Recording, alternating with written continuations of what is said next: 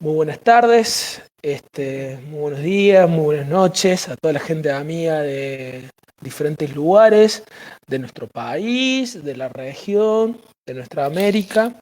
Estamos empezando este conversatorio, esta reflexión que viene de la mano de otras charlas y conversas que hemos venido realizando en torno al fenómeno de la recreación en relación a la praxis humanizante, a una recreación que tiene múltiples orígenes, pero muchos de ellos están ligados a las eurocentristas, las occidentalizadas, las anglosajonas. Hace un tiempo ya esta parte, con compañeros, compañeras, con colectivos, viene tomando fuerza esta recreación del sur, esta recreación de abajo, esta idea de posibilitar diferentes modos de reflexionar sobre nuestras prácticas, sobre lo que venimos realizando, cómo lo venimos realizando. O sea, tener en cuenta estas dimensiones. La metodológica que responde a cómo, a qué, la dimensión política, que tiene que ver con el para qué, la dimensión ideológica que tiene que ver con el porqué, una dimensión ética que es hasta el dónde y la dimensión de contexto situada que es en dónde. A partir de todas estas combinaciones de dimensiones, pensar y repensar constantemente esa práctica, una práctica de recreación que consideramos que tiene que ser antipatriarcal, anticapitalista y anticolonial. Bueno, hoy, este miércoles, y cerrando un ciclo en el cual tuvimos a Paola Hidalgo y José Montesino de Neuquén, lo tuvimos al Coco Jofré, Gonzalo Jofré, que está en Salta, tuvimos a Embrollo de Mendoza, a Mariela Jumber y Guille de Buenos Aires. Bueno, han pasado varios amigos y amigas por este espacio. No quiero olvidar a Luisito Varela, de Chile, pero que está radicado en Salta. Y bueno, hemos podido tener como diferentes espacios de intercambio. Este no es la excepción. Hoy estamos con Manuel Palacio, de Córdoba, el centro de Argentina. Manuel, ahora le vamos a dar la bienvenida. Manuel viene del campo de la ciencia y la educación, pero también viene muchísima experiencia en el campo, en el territorio. En el territorio, ha sido miembro de un grupo de educación popular muy conocido en Córdoba, que hizo muchísimos aportes para pensar lo nuestro, que fue la Manca. También ha estado en la organización de diferentes eventos y encuentros en torno a la recreación, a la educación popular, al pensamiento crítico latinoamericano.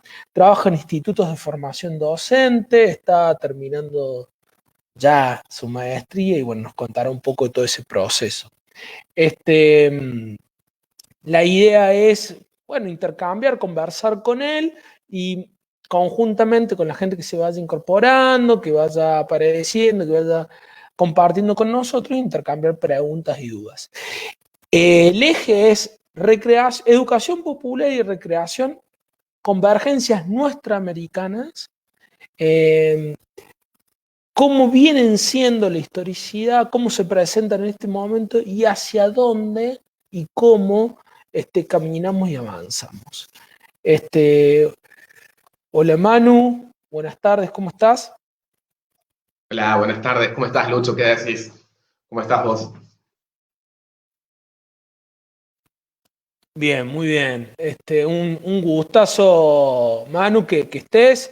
Me estaba acordando que el año pasado, cuando viniste en la diplomatura de Recreación, Acción y Promoción Comunitaria, yo estaba de viaje, estaba viajando por Comodoro Rivadavia, que justo está Graciela ahí, le saludamos a la gente de la Patagonia, de Comodoro, eh, y nos cruzamos, no nos pudimos ver, quiere decir que ya hace bastante que no nos vemos.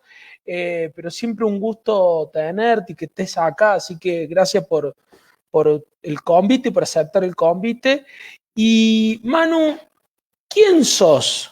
¿Qué venís haciendo? ¿Cómo es tu recorrido, tanto profesional como personal? La cuestión también gremial, tu militancia. Contanos un poquito. Qué pregunta, ¿eh? Así arrancas vos, claro. Este, bueno, como por ahí, esto de pensar recorrido, ¿viste? Te lleva a mirar atrás y decir, wow, a veces pasa mucho más tiempo del que uno cree, ¿no? En torno a las experiencias y todo eso. Yo me defino, digamos, en términos de, me consigo como un educador popular en transición, digamos, siempre transición porque eso es esta idea justamente que tiene que ver con lo que planteaste vos como eje, ¿no? El tema de la recreación, ¿no? Esto de la posibilidad, la sentipensarse constantemente, ¿no? Entonces, me parece que eso es lo que me define, no solamente en lo que tiene que ver con la educación, sino también con la vida, ¿no? Entendiendo que la educación popular, por lo menos la que escribo, entiende que ser o bueno, un pedagogo, una pedagoga crítica, tiene que ver con una actitud, ¿no? Ante el mundo, ante la vida, como también eso Freire se cansó de repetirlo y también tiene que ver con una de las cosas que menos se le recupera, digamos, ¿no? En profundidad. Así que en eso, ¿no? Eh, la otra me estaba acordando que ya hace casi, y sí, o sea, hace casi 20 años que comencé a hacer educación popular, o un poquito más, cuando empecé con una experiencia en lo que hoy en Córdoba es la ciudad de Vita, recuerdo, y a partir de ahí entendí que ese era mi lugar, ¿no? Pasó por muchas experiencias de trabajar, de militar en el barrio, de hacer educación popular cuando se venía, bueno, lo que fue el 2001, esos momentos eran terribles, viste, otra cosa, y bueno, después, eh, también, como decías recién en la presentación, La Manca, un grupo que nos autoconstituimos como un colectivo de educación popular hace mucho tiempo en Córdoba también, cuando había muy poco, con gente muy piola, muy copada, que muy querida y que, bueno, fue tan espectacular como efímero. Y es lo más loco de eso, Lucho, que he escuchado cada historia de La Manca. Es wow, pero si no duró poco, ¿no? Pero fue bueno, fue muy bueno, digamos, como hicimos cosas muy, muy lindas y bueno, esa gente cercana y está. Así que por ahí, quien te dice, ¿no? Que alguna vez la Manca, bueno, o sea, todas y todos también siguen ligados a esto, ¿no? También tengo militancia gremial, y sigo siendo delegado gremial, ¿no? Hace 4 años que soy delegado con del Instituto del Tretel, René Tretel, donde trabajo, y tengo la mayoría de mi trabajo, ¿no? De mis horas, y bueno, siempre haciendo algo, ¿no? Referido a esto de pensar la educación como una, digamos, como una praxis política también, ¿no? Una fuertemente política, ¿no? Eso, así que es un recorrido largo, che. Bueno, y como lo que decías por último, esto de México, terminé ya terminada la tesis, presentada, aprobada, estoy esperando el turno, digamos, con todo esto, bueno, los tiempos son, si la burocracia trabaja lenta, trabaja lento, imagínate en estas circunstancias, así que estoy esperando lo que es la fecha para rendirla públicamente, ¿no? Así que bueno, dando clases también. Y tomando Es mate. obvio, obvio. Che, Manu, bueno, gracias por ir compartiendo un poco la conversa que te comentaba. Digamos, tiene en cuenta al sujeto, a la persona, en su colectivo, en su grupo, en su comunidad, y evitando esta fragmentación. Diste justo en el clavo trayendo estas palabras que las hace muy viva Galeano, pero que son de Fal Borda, este colombiano, uno de los referentes de la investigación, acción participativa, bueno, que también ha sido un gran aportante a la mirada, al sentir, al hacer y al pensar latinoamericano. Y quiero arrancar por acá. Quiero tomar palabras de este sociólogo puertorriqueño, Grofogel, cuando habla de que no solamente hubo un genocidio latinoamericano, refiriéndose primero a la población indígena de la Ibia Yala y después a la población negra y, y afrodescendiente, sino también habla, y Boaventura de Sousa Santos también lo plantea, de un epistemicidio, o sea que tuvo que ver también con ese modo, por supuesto, hoy en día vivo en un montón de lados, recuperado por un montón de pensadores, Quijano también, Dussel, pero ¿qué opinas vos de esta cuestión que tuvo que ver con la conquista, que no solamente fue una cuestión económica, religiosa y de territorio, sino que también se llevó puesto una cuestión de ese pensar latinoamericano, que después lo van a recuperar muchísimos autores y autoras, entre ellos José Martí, entre ellos Simón Rodríguez, Mariátegui, etcétera? ¿Qué pensás vos sobre esta cuestión de la colonialidad y la decolonialidad? Bueno, hace varios años que creo que tiene que ver con la matriz de donde yo también enfoco no solamente la educación, sino, bueno, la pedagogía y también gran parte de mi vida, ¿no? Lo que el pensamiento. En todo caso, viste, yo tomo partido por esto de la descolonialidad, ¿no? Que, digamos, que el grupo más argentino le da ese nombre. Hay todo un debate en torno a esto, si es decolonial o decolonial, que tiene que ver también con lo semántico, ¿viste? Bueno, o sea, estamos pensando más o menos en la misma matriz, digamos, esta idea de que esto de denunciar las cuestiones del silenciamiento durante siglos, de un conjunto de grupos humanos, de cultura, y por supuesto que eso significa lo que dijiste recién, ¿no? Esto del epistemicidio, esta idea del silenciamiento y la invisibilización de un montón de múltiples formas de ser y estar en el mundo, ¿no? Yo particularmente me lo tomo muy en serio, digamos, creo y más en estos momentos de lo que está pasando mundialmente con la pandemia, creo que es un momento fantástico como para volver a pensar, a repensar el proyecto de humanidad. Y creo que si bien creo que las que tenemos una mirada o que venimos sosteniendo, digo, pues son muchas y muchos también, ¿no? Eso está claro. Pero por ahí no llegamos a los lugares de toma de decisión.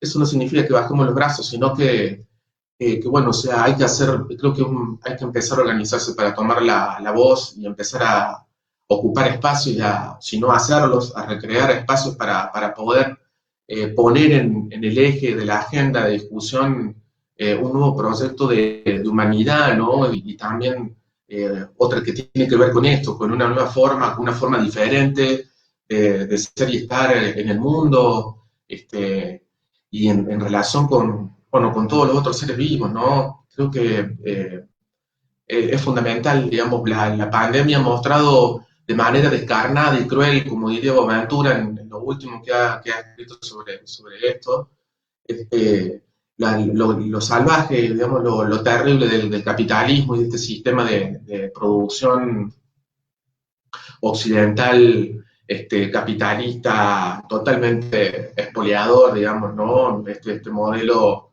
de, ¿cómo es que se dice?, de depredación, una lineal, o sea, con todos los límites que le podemos poner al sistema económico-cultural en el cual estamos insertos y que por supuesto que también lo ha formateado, Lucho, ¿no? O sea, eso hay que tenerlo en cuenta, no es que nosotros estamos hablando de afuera de la cancha y diciendo, no, yo no tengo nada que ver con esto, para nada, o sea, esto nos atraviesa capilarmente, ¿no? Y eso también es una cosa que hay que tener en cuenta, porque justamente esto de la recreación y el repensarse tiene que ver, ¿no? con esto de tomar muy en serio esta cuestión de que el capitalismo nos formateó hasta las células. Entonces, bueno, las transformaciones son objetivas, son colectivas y también son subjetivas, ¿no? Estamos muy... Entonces, es bueno, hay un montón de cosas para hacer, pero creo que a nivel así como general y colectivo, yo creo que es un momento para tomar la voz y poner en la agenda que así este modelo está agotado. Ya está agotado de antes, Lucho, ¿no? Pero digo, es el momento, si el mundo sigue como sí, que creo yo que los grupos de poder, los grupos de poder que, digamos, las corporaciones, la clase política que responde a esos grupos o forman parte también de esos grupos económicos, no les interesa, ¿no? Está claro. Totalmente, y coincido con vos que hay un agotamiento que venía ya siendo y manifestándose, y creo que de alguna manera este, esta, este sometimiento a la naturaleza, a los seres vivos, no solamente los seres humanos, por decir lo- los, los oprimidos, ¿no? Este agotamiento, este sistema extractivista, descartable, ha llegado a un límite, ¿no? Ahora, me pregunto en la subjetividad, mano, me pregunto en la subjetividad, en cómo deconstruir nuestra subjetividad a la hora de las prácticas. Sé que estás en los espacios de formación docente, sé que también trabajas en la cuestión sindical y gremial y que has estado muchísimo tiempo ligado a lo territorial. ¿Qué crees vos? ¿Qué crees vos? Por supuesto que sería como para hablar larguísimo, pero más o menos algunas claves para reflexionar sobre la tarea del educador y educadora comprometido, crítico, sensible, reconocido como frágil, pero al mismo tiempo con valentía y confianza para una idea de transformación social, de trabajo en red, que es lo que hermana y teje ese vínculo entre la recreación, no cualquier tipo de recreación, y la educación popular. ¿Qué crees vos en la formación docente que habría que hacer clave en esto de la subjetividad?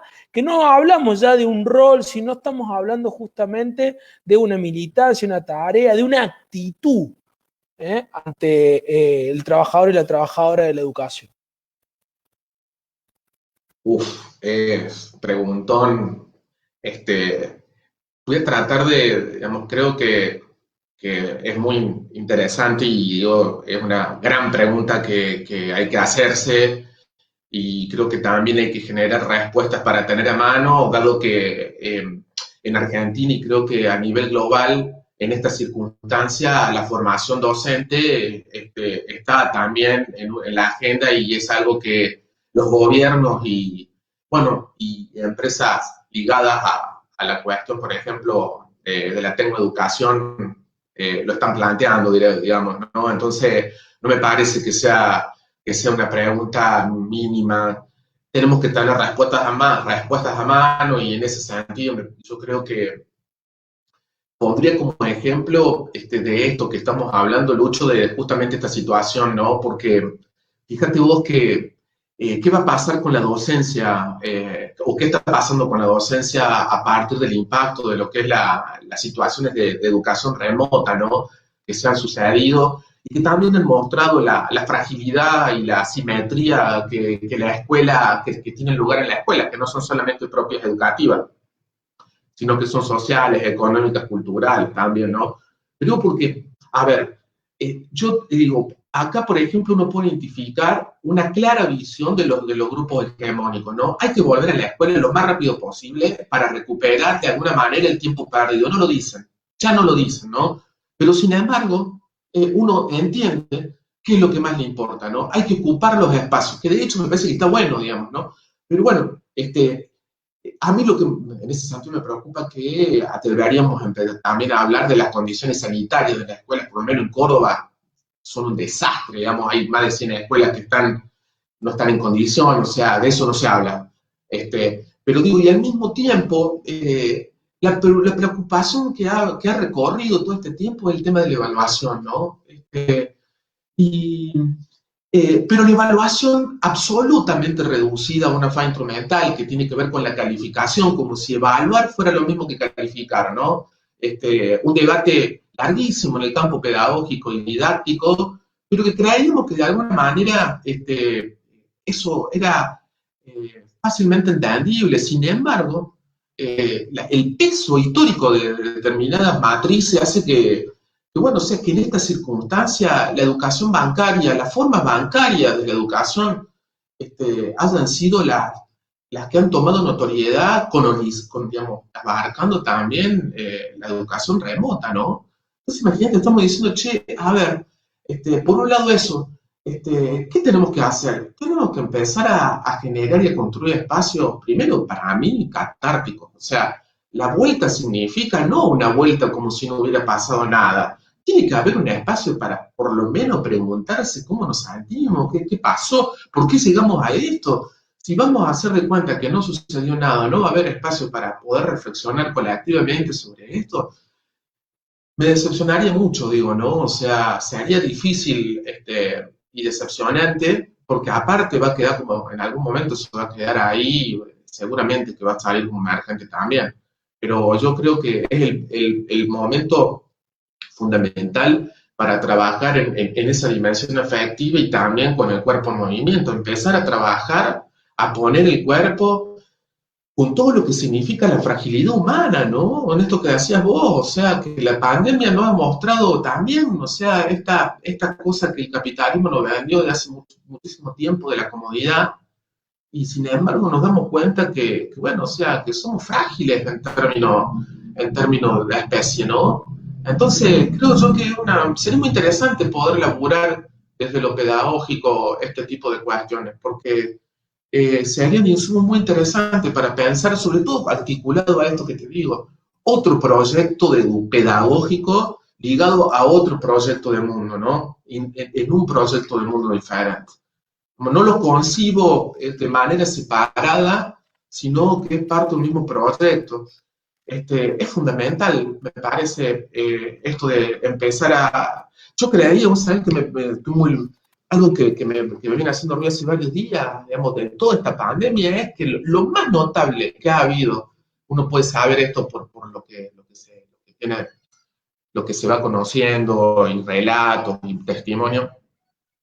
¿Cómo puede, en esta educación, digamos, que también hay que entender una cuestión, ¿no? O sea, de repente y de manera no elegida nos mandaron a cada uno a su casa a trabajar con educación remota en todos los niveles de escuela, es decir, hagan lo que puedan, sinceramente, y aparte pagándonos todos los materiales de la uno, ¿no? La conexión, nadie habla de eso, por ejemplo, ¿no? O sea, pero digo, y en esa dificultad, en esa asimetría, por supuesto que se recontra remarcó, digamos, porque lo sabemos en el mismo profesor donde yo trabajo, muchísimas pibes y pibes que no tienen ni los datos mínimos como para acceder a la plataforma y ver que se ha sido muy dificultoso y ha remarcado muchísimo las desigualdades.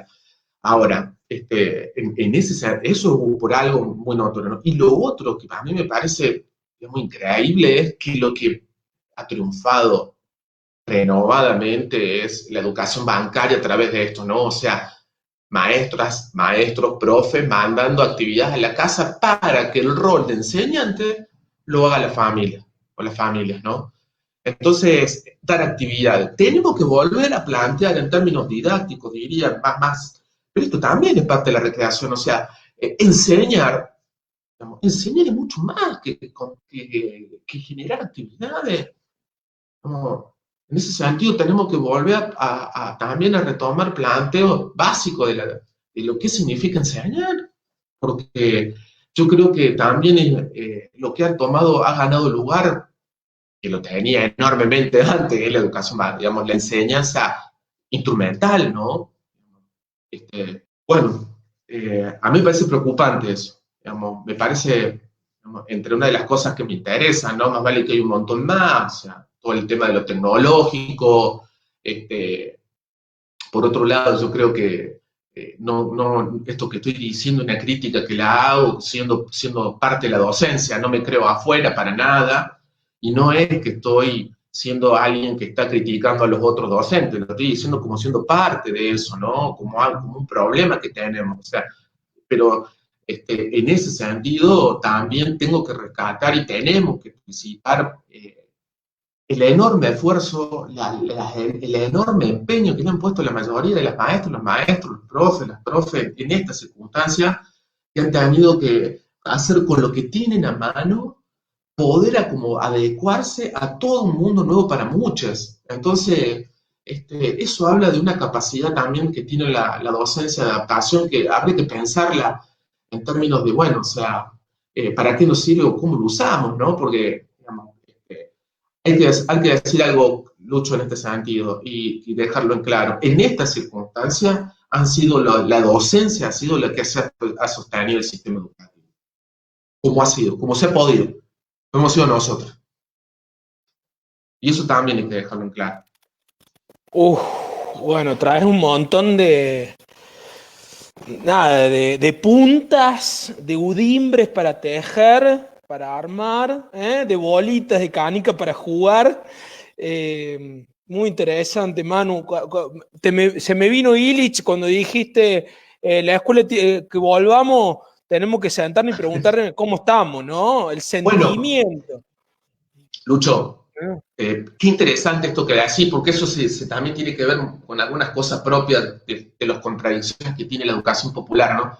Digamos, en estos viejos resabios, digamos, siguen dejando a la escuela afuera de lo que serían los ámbitos definitorios de la educación popular.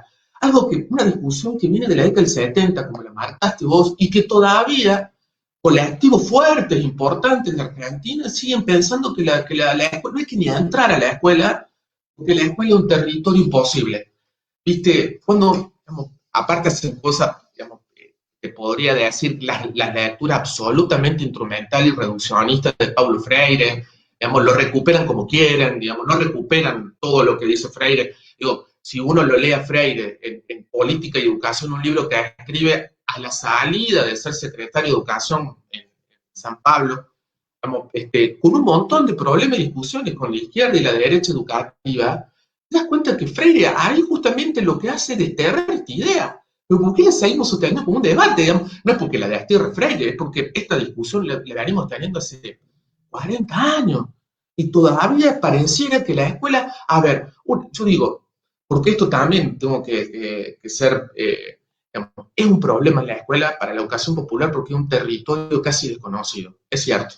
La educación popular tiene serias limitaciones para poder ingresar a la escuela, digamos, por múltiples motivos, ¿no? Ahora, eso no quiere decir que de ninguna manera esté fuera justamente de sus ámbitos de actuación. O sea, su praxis, entendiendo la educación en un sentido complejo y amplio, abarca a la escuela y al sistema educativo. Pero por razones políticas no se puede también, digamos, no se puede dejar el territorio donde pasan 5 horas por día los pibes y las pibas de los sectores populares.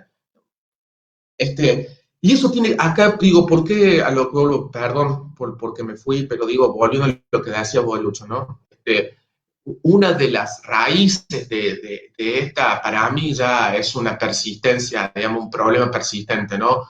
Digamos, un mecanicismo persistente, así le llamo yo a esto, digamos, porque vos sabés que en la tesis una de las cosas que trabajo es esta idea, ¿no? Los mecanismos persistentes como algo que hay que, pero digo, una de las raíces es Illich, Reimer, ¿no es cierto? Y por supuesto que las teorías de la reproducción que vinieron también en la 70, 80, eso construyeron en los docentes y las docentes una imagen muy pesimista de la escuela, ¿no?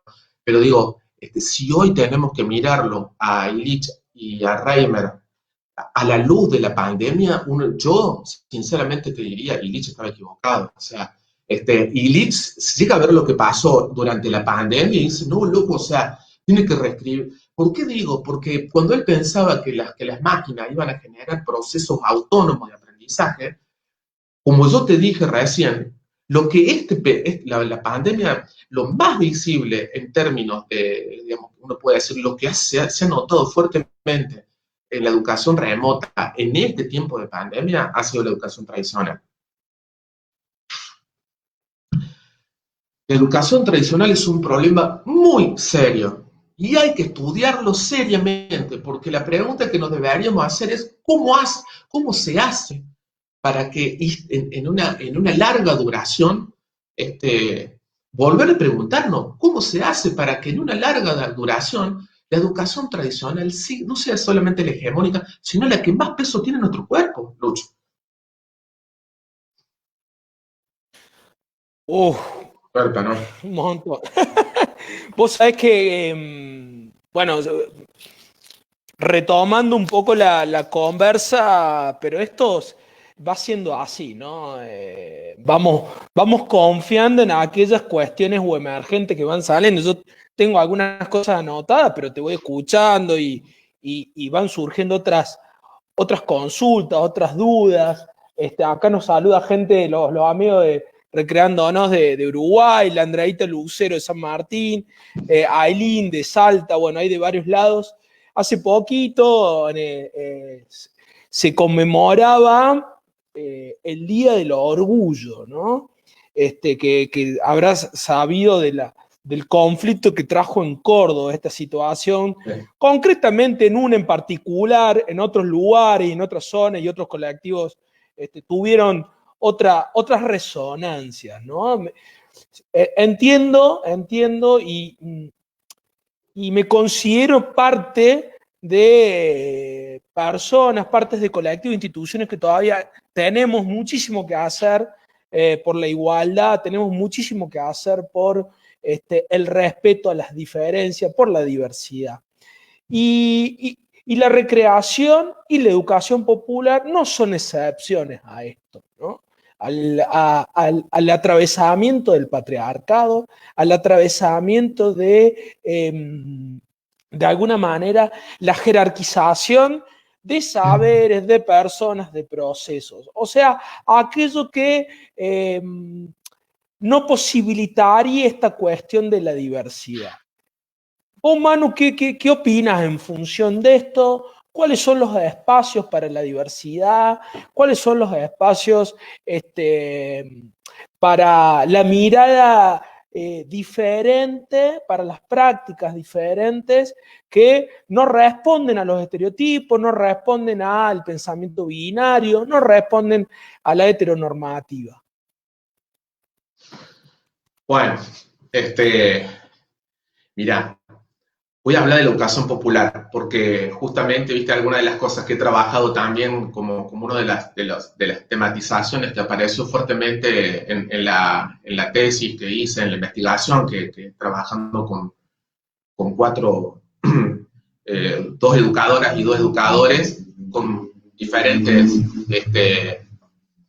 trayectorias, ¿no? Pero esto de cuál era su concepción de la educación popular que tenían particulares y después tratando de hacer algunas cuestiones generales, una de las cosas que apareció fuertemente, sobre todo con una compañera muy militante del feminismo, tiene que ver con toda esta problemática, ¿no? Y que se viene viendo en la educación popular, me parece que fuertemente, creo yo que de los 90, ¿no? La educación popular eh, viene de alguna manera incluyendo en su debate, en sus problematizaciones, todo lo que tiene que ver con la cuestión de la diversidad y también con toda la cuestión que tiene que ver con el feminismo y, bueno, o sea, con todo el movimiento de diversidad sexual y disidencias sexuales, ¿no? De alguna manera, creo yo que en los 90 es cuando empiezan a ingresar. Ahora, te tengo que ser sincero, y la educación popular tiene, digamos, deudas importantes con todo esto, porque el ingreso que hace, más allá de que tenemos numerosas experiencias,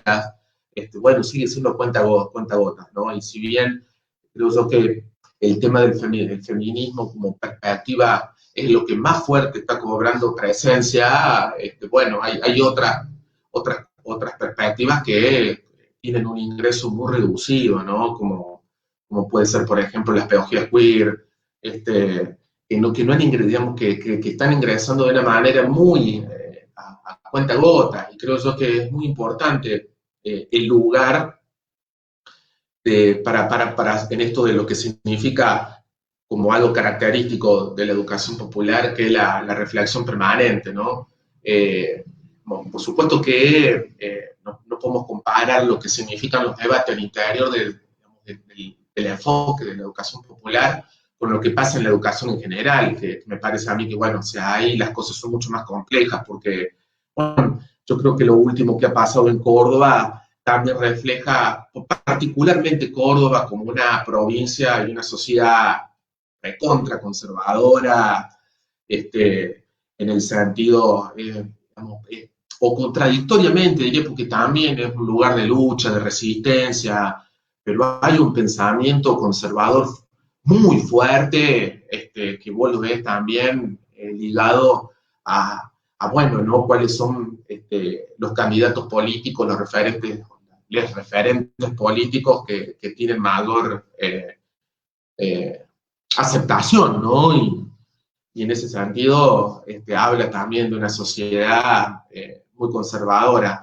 Y eso significa que, bueno, o sea, ahora en estos momentos ha habido muchos seminarios de formación en perspectiva de género, de muchos talleres virtuales sobre educación sexual integral, o sea, hay una movida interesante en términos de propuestas pedagógicas de los movimientos sociales, de organizaciones. Yo acompaño, más vale, y somos parte también, creo, de ese tipo de procesos, ¿no?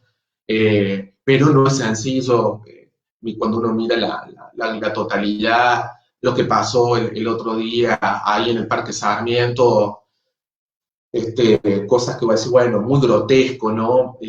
Aparte, particularmente pienso que eso fue una estrategia de evasión para otros conflictos que son más complicados. O sea, Córdoba es una provincia que en el medio de la pandemia, cuando supuestamente te tienen que cuidar, hace 80 días que no tenemos transporte interurbano, el transporte público en la ciudad de Córdoba tiene paro cada una semana o dos.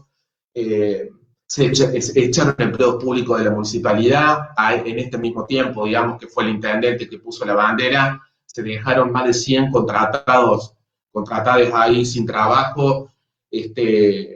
Bueno, o sea, es una provincia que políticamente no te cuidan, ¿no? La ley de modificación jubilatoria, acá pasaron cosas, digamos, acá se hizo un uso político muy fuerte de la pandemia, ¿no? O sea, se hizo una regresión, se volvió a una fase anterior, cuando hubo un brote en el mercado norte, como excusa para modificar la ley jubilatoria y después nunca más, o sea, cuando hubo brotes que fueron más fuertes.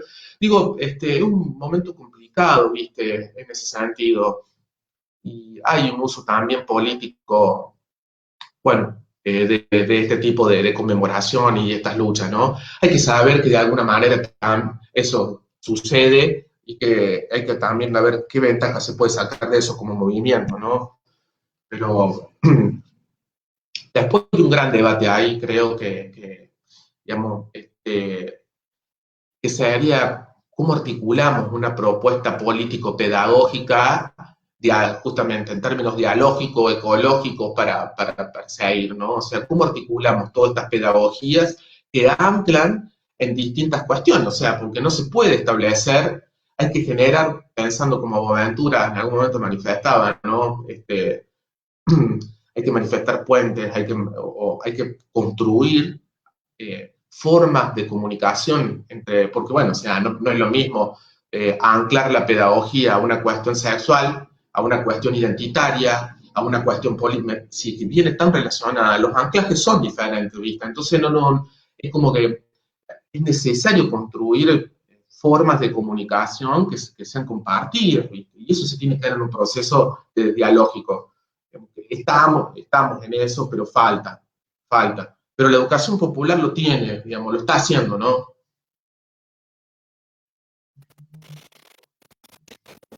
Tal cual, Manu. Coincido con vos y me quedo ahí como pensando en que también hay ciertas miradas que se magnifican, ¿no? O que se deveran y se hacen visibles en este ahora, que también responden, ¿no? A ciertos intereses y cómo no son ingenuas muchas de las acciones del Estado, ¿no?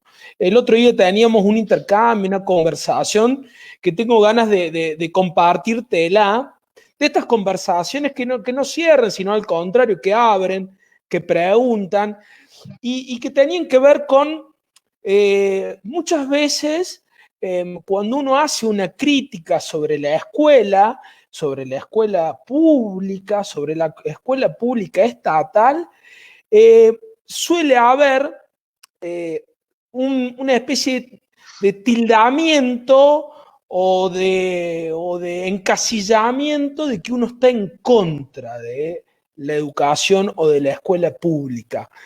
Y te doy este ejemplo en realidad para llevarte al plano de que en muchos casos seguimos teniendo un pensamiento muy dual, un pensamiento muy polarizado. Si tenés educación popular, no podés trabajar en una institución privada. Si haces política partidaria, no la podés hacer dentro de las instituciones donde está, o si hablas de política, solamente es la partidaria. Si estás en un colectivo de tal cosa, no podés opinar del otro. Si sos agnóstico o ateo, no podés opinar de la opinión de que si existe o no Dios. Digo, ¿qué pasa? ¿Qué nos pasa? Que de repente entramos también en cierta polaridad o cierto pensamiento binario, y esto de que algo que tiene que ver con lo nuestro latinoamericano, que es esa convergencia, inclusive esa contradicción, ¿no? Que muchas veces nos atraviesa. Todavía escucho a la generación de mis padres hablando a favor de un peronismo y en contra de otros peronismos más contemporáneos, y no pudiendo encontrar puntos neurálgicos o puntos de encuentro. Retomo, este pensamiento que estaría tan entre blanco y negro no nos deja ver los grises, no nos deja ver los colores. ¿Qué podemos o qué podemos hacer o qué podemos dejar de hacer para encontrar una dialéctica, ¿tá? Y no esta instalación del pensamiento binario? Bueno, me vas paseando, ¿no? Pero está buena la entrada, me gusta como estás adquiriendo esto de ser entrevistador, ¿no? Bien, Lucho, digamos, porque me estás desacomodando, me vas a paseo. Mira, primero lo que voy a decir es que yo tengo una vigilancia conmigo mismo, y esto porque quiero decirlo. Cuando sucedió lo que sucedió en Bolivia, con el golpe de Estado a Evo,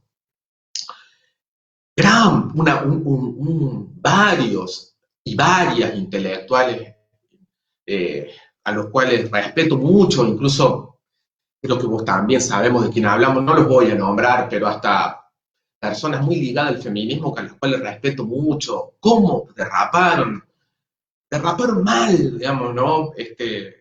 Y he sentido mucha decepción a partir de eso, porque ahí hay una cuestión, ¿no? Mira, a ver, entiendo que cuando uno lucha por como son todas las luchas son particulares, de alguna manera, entonces tienen todas unas limitaciones, ¿no? O sea, hoy es muy difícil poder pensar que justamente el desafío, ¿no? De volver a hacer convergencia de lucha, digamos, de esto que estábamos hablando.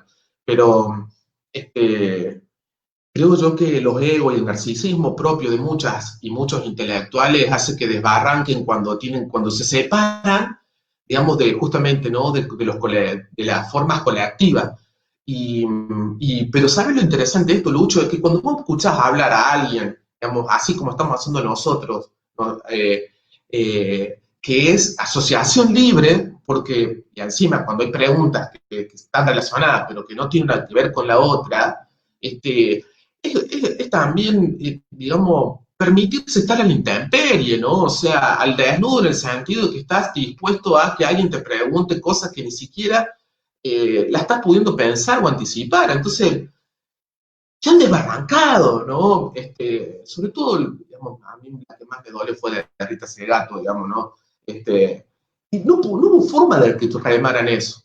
Digamos, no hubo forma, porque cuando, digamos, eso marca uno de los desafíos, que es pensar en entramado entramado en términos de esto, ¿no? De ligados a otros, sino, vamos, te separé y te perdés, loco, ¿eh? O sea, fíjate lo que pasó con eso, echándole la que era pura responsabilidad, un montón de cosas que cayeron por su propio peso.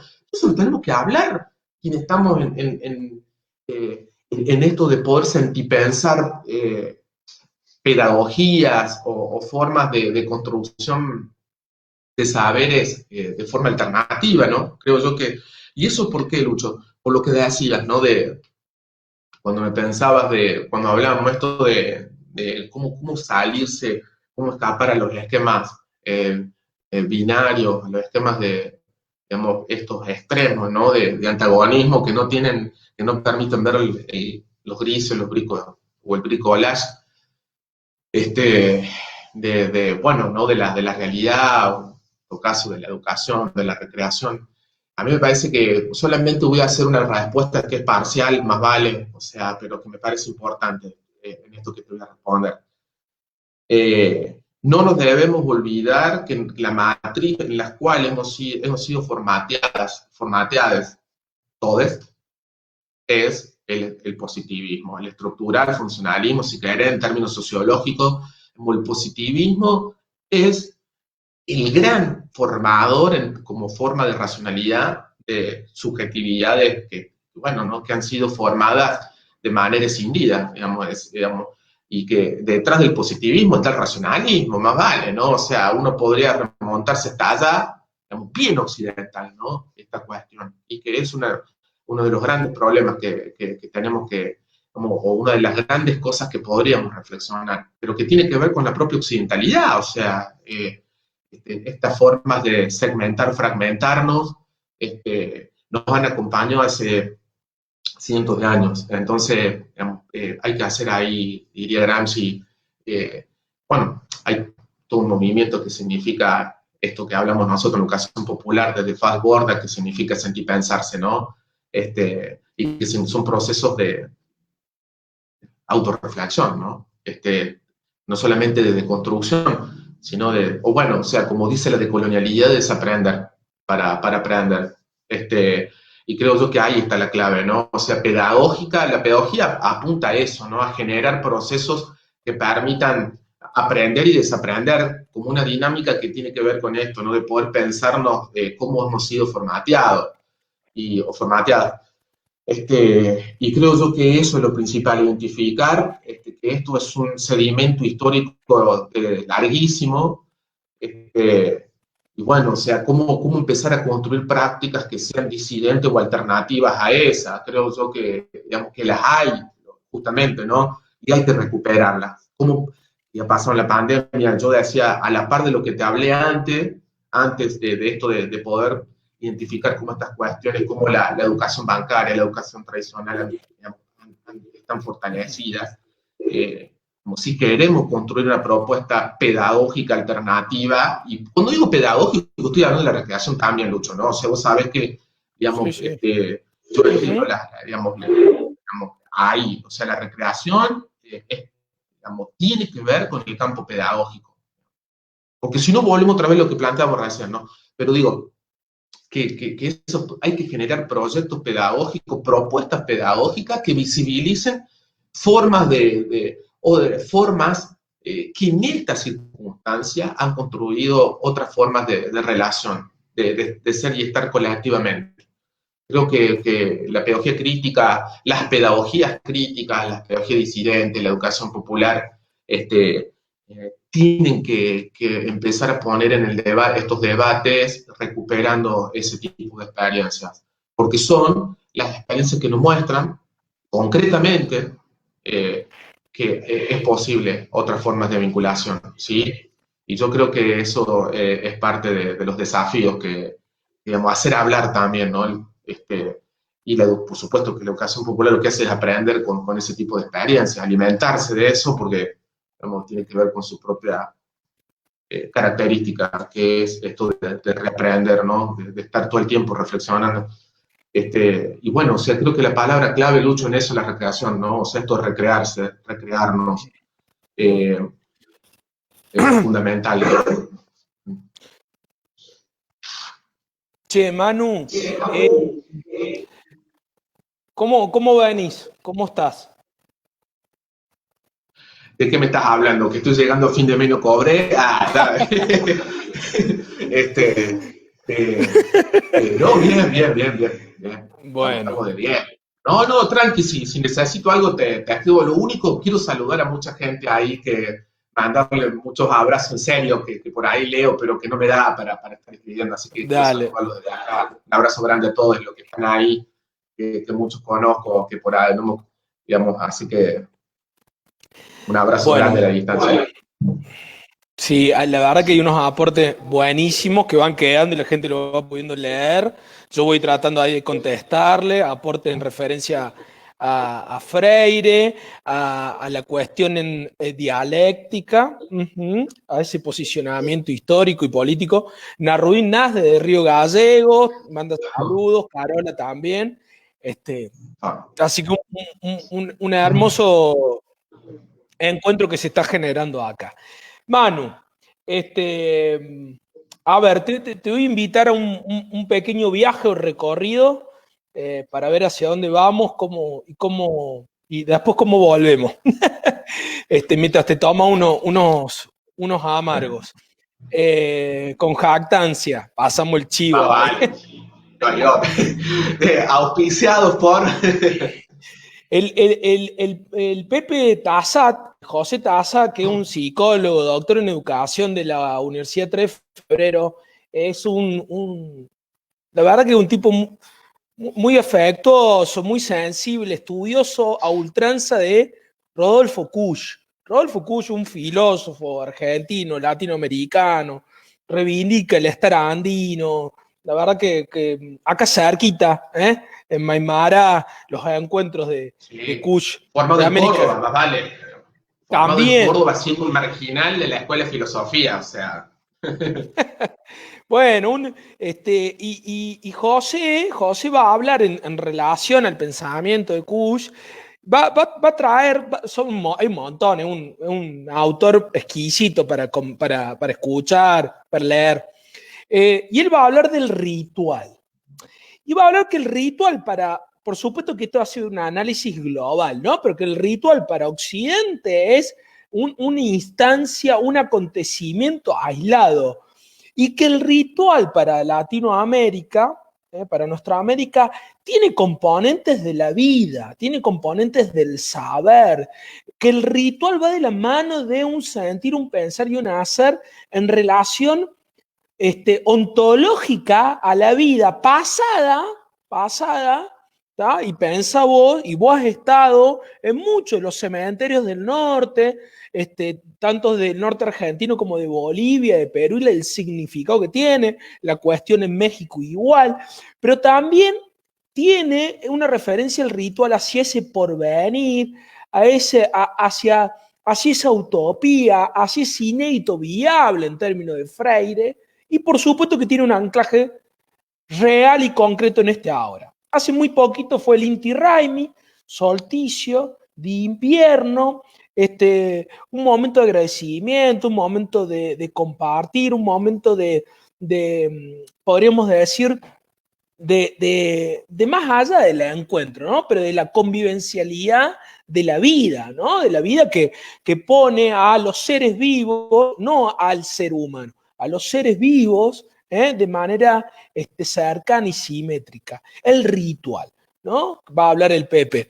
Y pienso en el ritual de nuestro barrio, porque nosotros somos el mismo barrio, San Vicente, de la El cumpleaños República. de hace poco, tuvo su celebración, digamos. Ahí voy, 150 años en el barrio, que un barrio por supuesto, con un montón de complejidad y con un montón de atravesamiento que supo tener y que tiene todavía hoy un montón de implicancias, ¿no? En Córdoba, en particular, y en el centro del país. Pero quiero rescatar una cuestión importante y ahí es donde voy con lo que te voy a preguntar o con lo que te voy a proponer en este viaje. El corso, el carnaval, la festividad del barrio, la cual justamente por problemas de la centralidad del centro, cuando también hacían los carnavales, le cortan la luz a San Vicente. Hace un poco volví a leer la historia cuando fue los 150 años, y la luz urbana, ¿no? Y la gente sale, entre ellos familiares míos, mis abuelas, mis tíos, mis viejos, salen con las luces de sus casas a iluminar la calle para que el carnaval, y acá hay gente de Uruguay también escuchándonos, para que el carnaval, para que ese ritual se hiciera, ¿no? Para que se llevara a cabo esa fiesta callejera popular.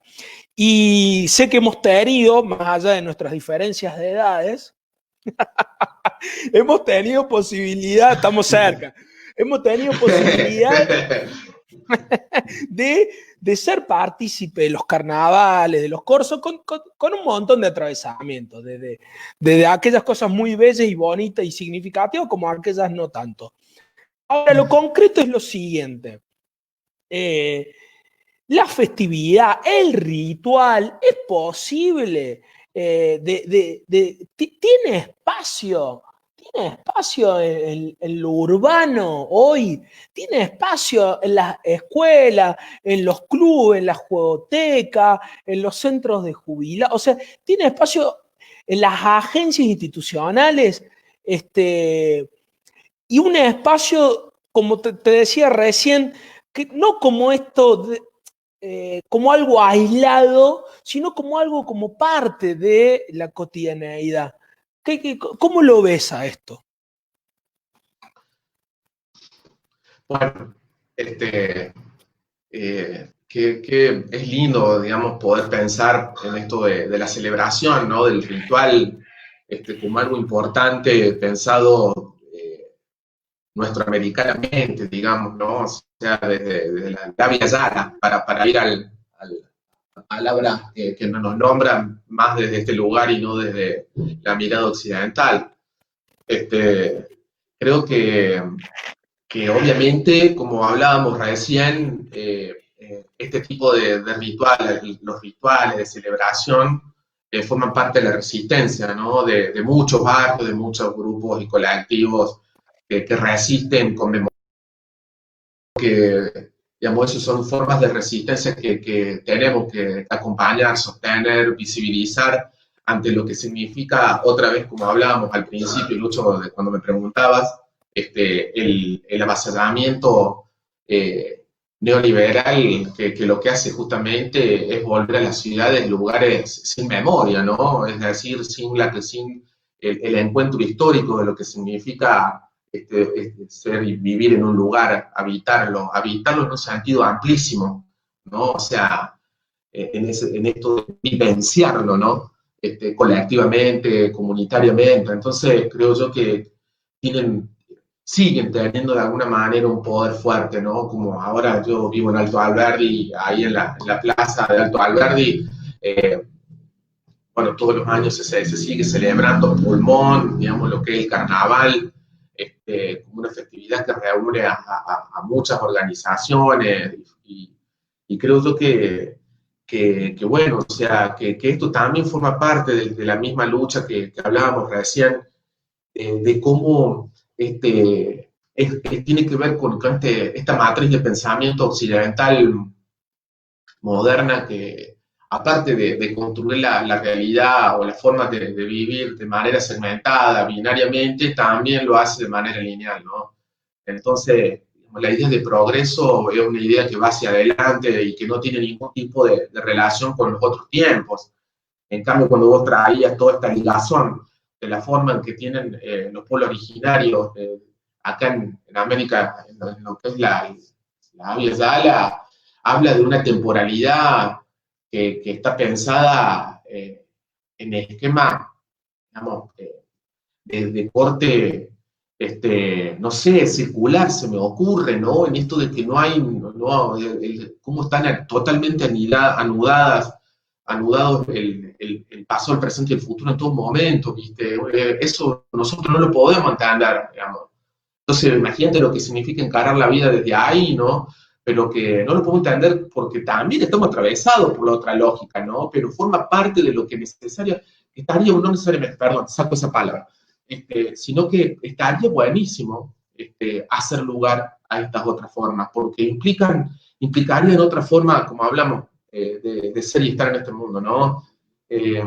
Y ahí quiero recuperar algo que dijo la gente de Uruguay, que me pareció muy importante, que lo nombré, pero que después no lo desarrollé, pero que me parece fundamental el tema de lo dialógico, ¿no? Digamos, creo que, bueno, o sea, las propuestas ecológicas en términos de epistemológico, lo que están planteando es lo que hablamos de el diálogo, ¿no? O sea, una dialogicidad en términos de no de jerarquía, o sea, justamente, ¿no? Y creo que en ese sentido, yo rescataría en lo que hablé antes, pero que también está ligado a esto, es que hay un sentido común por ahí de muchas educadoras populares que creen que el diálogo implica toda una situación de empatizar, y Freire, digamos, cuando lo planteó en ese sentido, jamás desconoció el sentido, la condición conflictiva del diálogo. El diálogo es conflictivo, o sea, porque forma parte justamente de la lucha, pero conflictivo en el sentido de que no implica necesariamente reconocer a las otras, a los otros como diferentes. Este, Creo que es un principio fundamental, ¿no? Para hacer dialogar los saberes. El epistemicidio es eso, ¿no? La invisibilización, digamos. Y de lo que se trata es, bueno, ampliar la cabeza. Nosotros deberíamos poder hacer esto, Lucho, en la escuela, para que las pibas, los pibes salgan con la posibilidad, con herramientas para poder empezar a mirar aquello que es distinto, que es extraño, que es nuevo, una apertura que le permita poder conocerlo, ¿no? Sin estereotipar, porque justamente, digamos, hay una gran lucha contra los prejuicios, ¿no? Como que recién nombraste a algunos. Por ejemplo, hay un prejuicio instalado que si vos laburás en lo privado, o sea, o vas a estudias en lo privado porque tenés plata. Sí, sí, a ver, prejuicio pedagógico instalado nuevamente, digamos, en forma binaria. Todos tenemos binarismo, ¿no? Todas tenemos binarismo. O sea, hacer la decisión completa entre público y privado, pues ni en la ley está planteado así, ¿no? Digamos, porque la ley habla de educación pública con gestiones diferentes.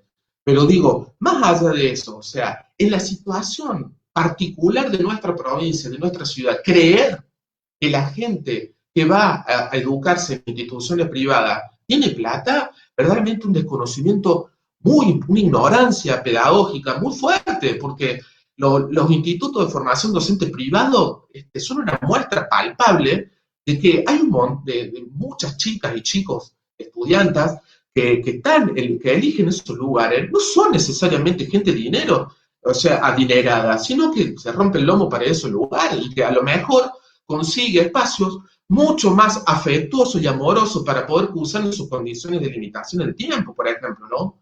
Digamos, pero si vamos a establecer binarios, o sea, esto hay que hacer una deconstrucción, es una cosita que me quedó pendiente en anterior, pero creo yo que hay múltiples binarismos y creo que todos también estamos atravesados por esto. Me parece fundamental, de nuevo, Lucho, sentir, pensarse constantemente, ¿no? Sí, Manu. Ahí va, ¿no? El proceso que es espiralado, ¿no? Que acompaña la pregunta constante, la revisión, que no desconoce lo que uno piensa con lo que uno siente y hace, que no desconoce lo singular con lo grupal y lo colectivo, ¿no? Que no desconoce, recién los compañeros de Uruguay hablan de lo molecular, la lucha, y vos lo traías a Gramsci, hacer trinchera donde estamos, ¿no? Nos toca quizá desde la universidad, desde el barrio, desde casa, ¿eh? Esa dimensión política que nos atraviesa en todos los espacios donde vamos y de qué modo vamos, tanto en lo ético como en lo estético, ¿no? Y venimos hace rato pensando esta recreación nuestra americana, de abajo, del sur, en enorme convergencia con la educación popular, uno nombra, ¿no? Dice la educación popular de Freire, y hay muchos y muchas alrededor. La psicología social de Pichón Ribe, y hay muchos y muchas alrededor, anónimos, y anónimas, ¿no? Y colectivos dando vuelta alrededor de eso.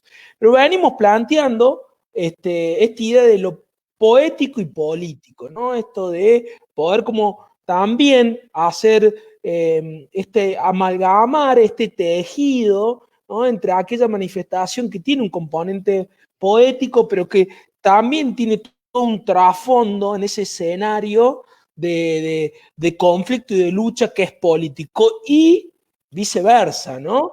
Hoy por hoy en las manifestaciones artísticas, en las manifestaciones culturales, en la calle, en la música, en el juego, aparecen un montón de componentes de tensiones, de lucha, de disputa, ¿no? Recién nombrábamos los rituales, ¿no? La idea del ritual, la idea de la celebridad. Y un poco llegando, no a la última parte, pero entrando por ahí a esta última vuelta, solemos hacer en estas entrevistas, solemos hacer una pequeña propuesta, una dinámica que tiene que ver con esto de cómo justamente para poder romper con la temporalidad fragmentada ayer, hoy, mañana, sino pensar en un continuum. Y yo recién te llevaba un poquito al carnaval, al barrio, un poquito para atrás, y ahora tengo ganas de ir un poquito para adelante. Y me gustaría, Manu,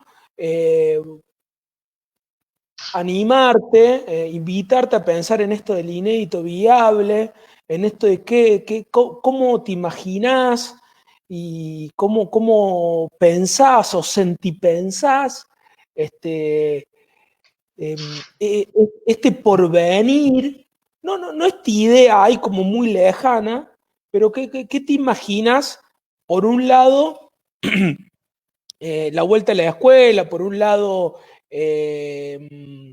la idea de habitar el espacio escolar, pero también el espacio público, los parques, habitar el barrio, la esquina, la calle.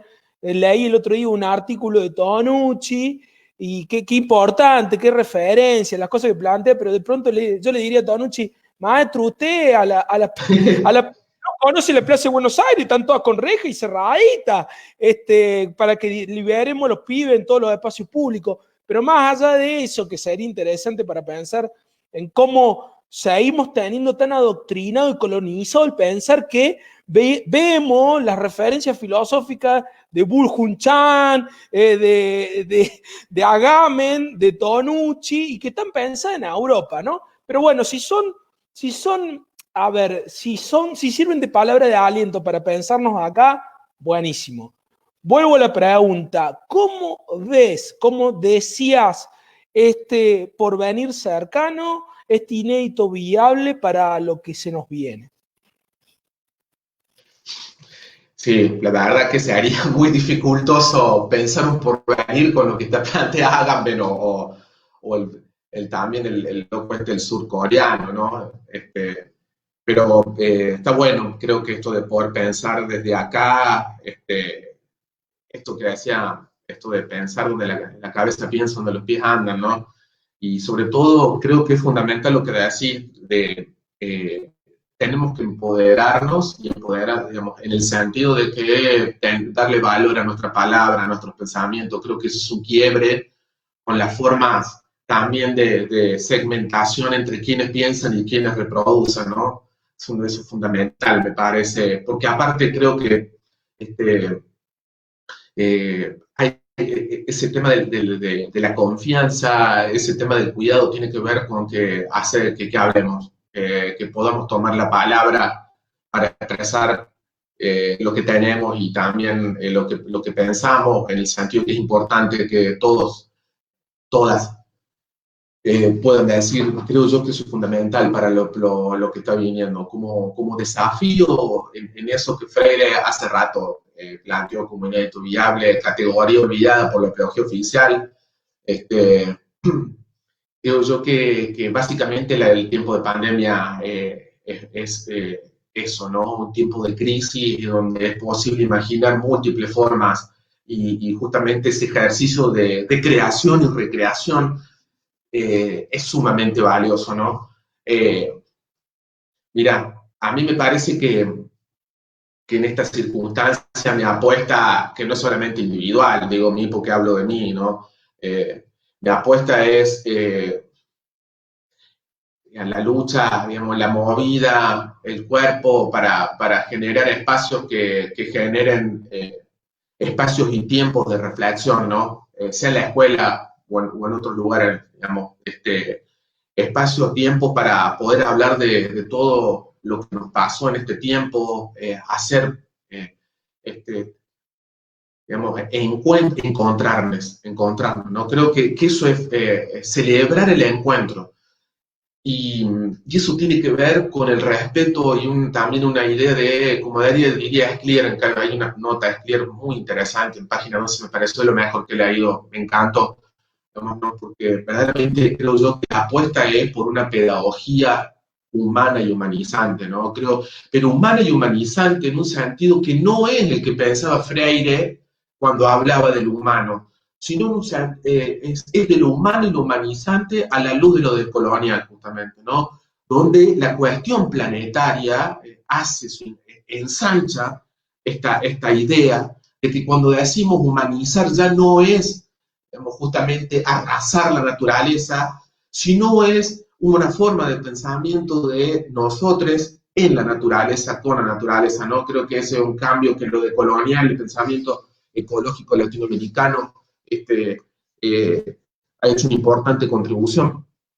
Yo creo que ese es el desafío de construir prácticas digamos, de humanización, bueno, en este sentido amplio, ¿no? Porque el temor, o en todo caso, el temor en el sentido de es algo que uno puede anticipar y que le preocupa, a eso me refiero, es bueno, que los gobiernos nos arrollen con toda su burocracia instrumental, que lo único que le preocupa son los números, ¿no? Claro, sabemos, en Córdoba eso es hace 20 años casi que lo venimos viviendo y hay muy poco espacio para lo diverso, ¿sí?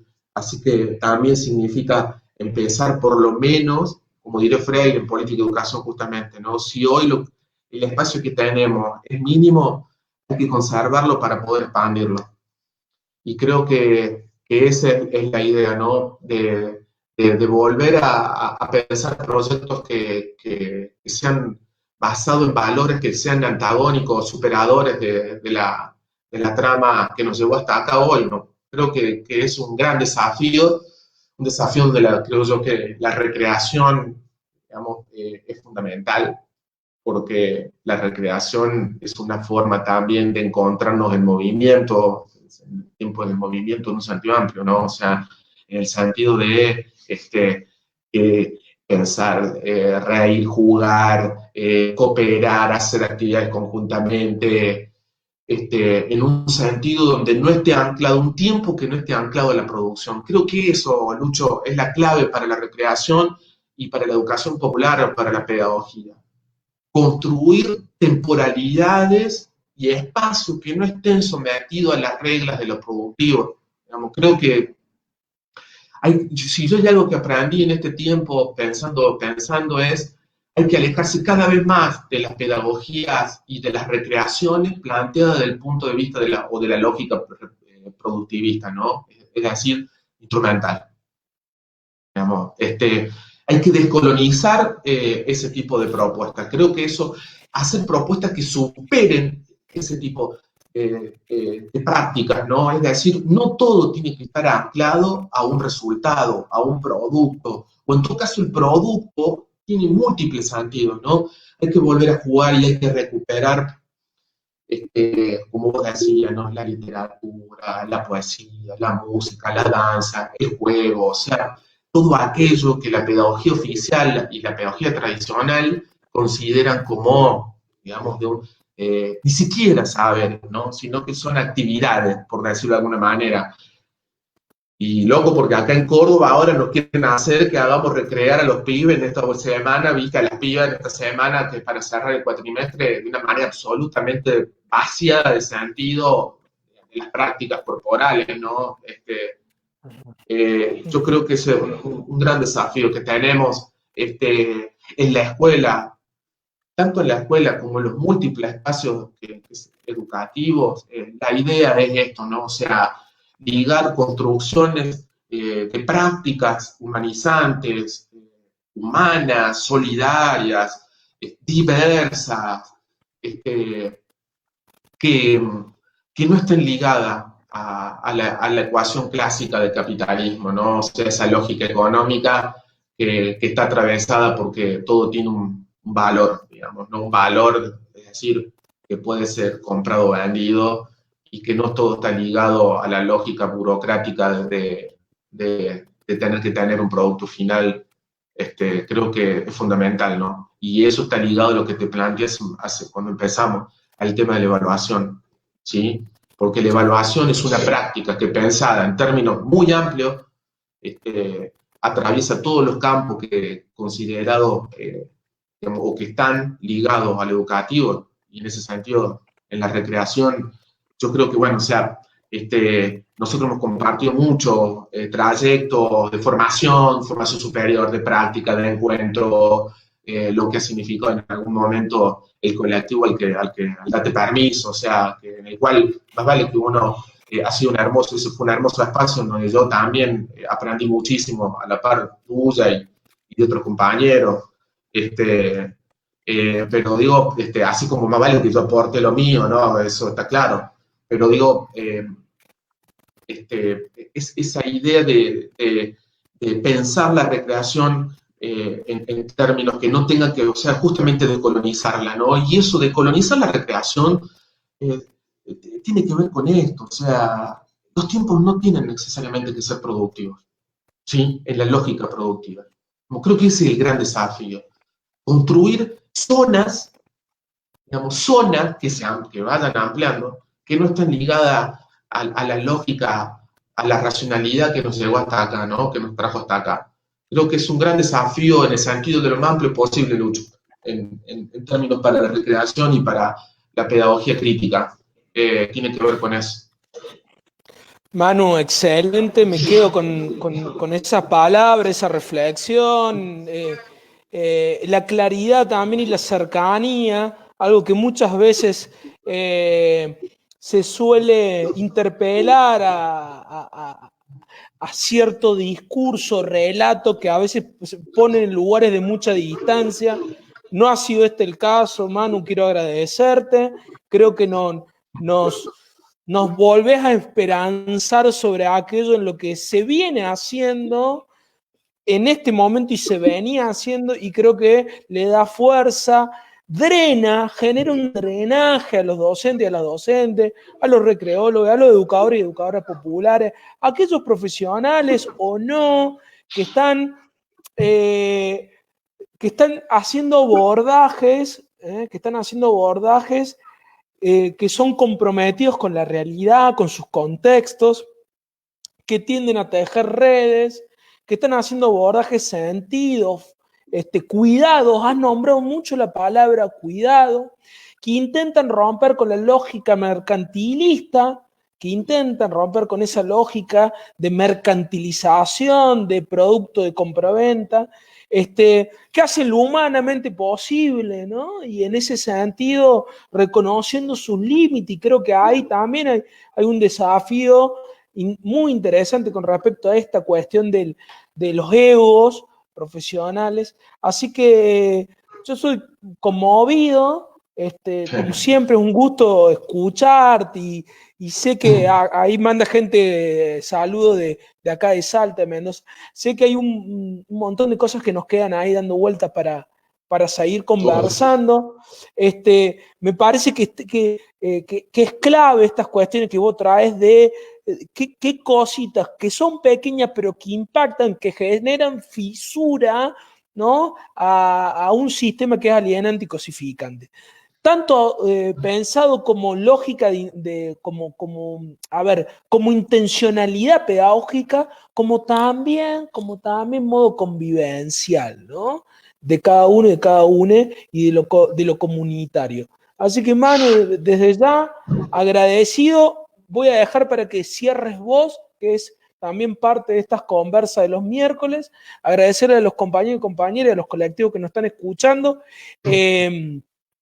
Sigo creyendo como parte de la Escuela de Recreación Libre del Norte en una diversidad y una heterogeneidad crítica pero sensible, política, ética, ideológica y metodológica a la hora de abordar aquellos aspectos que hacen a esa praxis humanizante pensada de un lugar de colonial. Suma causal, suma camaña, buen convivir, buen vivir, Marichihue, Jayaya, Manu, y te dejo las últimas palabras y te agradezco. Bueno, primero agradecerte por este espacio, la verdad que está buenazo también que nos juntemos a sentir pensar juntos, ¿no? Creo que, bueno, y aparte de esto, valoro mucho darnos la palabra, tomar la palabra como una forma también descolonial de que tenemos mucho para decir y hacer, y no necesitamos andar copiando, reproduciendo muchas cosas que están circulando, ¿no? Así que eso creo que es sumamente valioso, como forma descolonial también de lo pedagógico y de la recreación. Así que a mí, la verdad que el tiempo pasó volando, me parece que la vuelta fue un termo, porque justo se me terminó el termo también. Quiero agradecerte mucho, Lucho, la verdad que ha sido muy lindo esto, quiero mandarle un abrazo grande a toda esa gente que también estuvo ahí mandando saludos y mensajes. Y lo último que diría que estábamos hablando, para cerrar, creo que porque no lo dije y creo que está bueno y que lo has nombrado también, es el tema de que creo que de lo que se trata es de tomarnos mucho más seriamente, darle la importancia que tiene entender que la recreación, y en ese sentido la recreación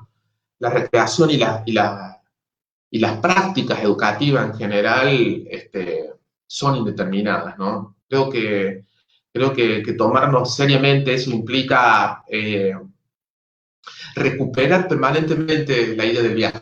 La idea del viaje donde sabemos de dónde salimos, pero bueno, no sabemos hacia dónde vamos, ¿no? Y eso no implica de ninguna manera hacer lo que sea, sino lo importante es esa idea de proceso también, ¿no? O por más, eso no quiere decir que uno no ligue una finalidad. Lo que sí tiene que saber que esa finalidad es frágil, ¿no? O sea, puede ser diferente. Y hay que permitírselo. La pandemia, el momento tan históricamente particular que nos toca transitar, vivir, nos ha mostrado lo que implica también convivir con la incertidumbre.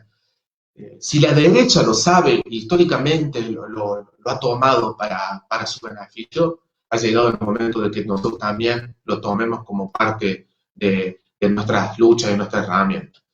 Y creo que, que en esto que te dije recién, ¿no? La construcción de propuestas, de prácticas humanizantes, incentivantes, solidarias, también tiene que ver con esa, digamos, con lo indeterminado, ¿no? Como que son en ese sentido también indeterminados. Sí, Luchito, muchas gracias. Un abrazo grande.